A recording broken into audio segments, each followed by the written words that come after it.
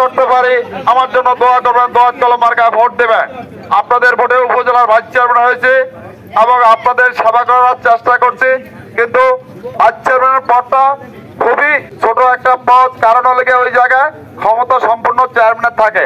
আপনারা যদি আমাকে চেয়ারম্যান বানান আমি আপনাদের সেবা করতে চাই এবং আপনারা 21 তারিখ মঙ্গলবার সারাদিন দোয়াত কলম মার্কায় ভোট দিবেন এবং ভোট কেন্দ্র যাবেন। ইভিএম এর ভোট, এটা প্রথম ইভিএম এর ভোট, অন্তত অভিজ্ঞতার দরকার আছে।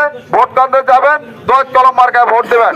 সবাই ভালো থাকবেন, সুস্থ থাকবেন, দোয়া করবেন। আসসালামু আলাইকুম।